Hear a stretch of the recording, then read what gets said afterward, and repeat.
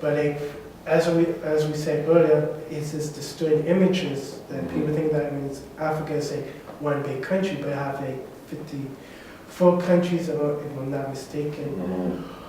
But why, like, do you consider as a barrier, like why people don't really understand Africa, because people just watch on the media, or because they're not interconnected with? But the reason why most people don't know much about Africa is, I may say, because of ignorance. And secondly, because of the negative media abuse, about that continent. Africa is a beautiful continent, I must tell you. Not because I am from there, but because I know that it is not a country, it is a continent of 53 to 54 countries on the planet.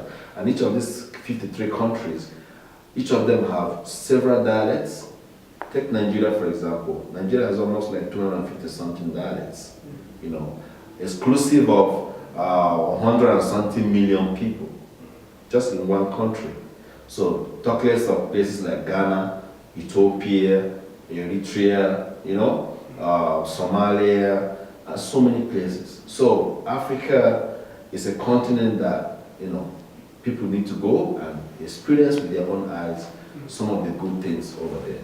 Yes, because like poetry, like, it's a long tradition, because even in Mali and Timbuktu, they have, like, in the 15th century, they have made, like, people writing books, poetry, science, mathematics, but poetry.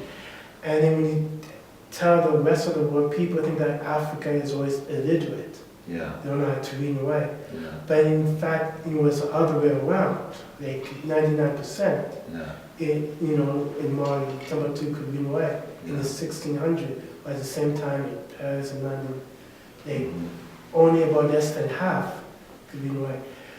But do you feel that, like, it's just like a power structure, or do you think it's because of legacy from slavery or colonialism? Well, we don't have to go back to slavery. Slavery time has already passed.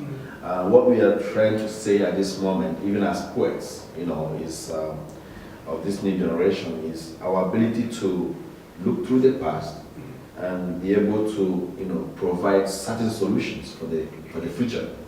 And as poets, there's a way.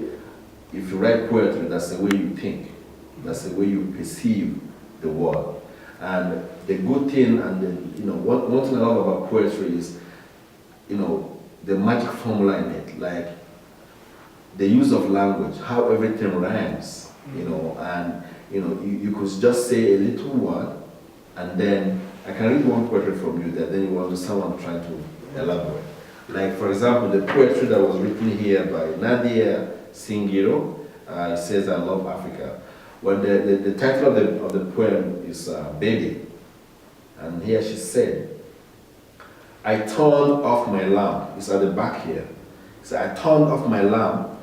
My last thoughts are for you, thinking how much you mean to me. And no words can express my love for you. Thank you for having me. In my life, you are my king. In my heart, you are everything. You are in my prayers when I close my eyes. Light up my dreams in my mind. Nothing is good than having you mine. The world may stumble, but I will be fine. With you always in my life. I love you, Africa. It's nice. You see, so just to let you know how much people who live in diaspora are thinking about that continent called Africa. It says, "I love you, Africa." And if you stick at that poem, Africa is like a baby.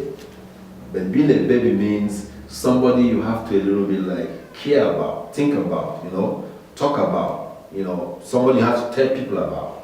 And you have to carry it with some kind of passion, some compassion, some love, and hoping that this baby will grow up in a way that, everybody will come to cherish it.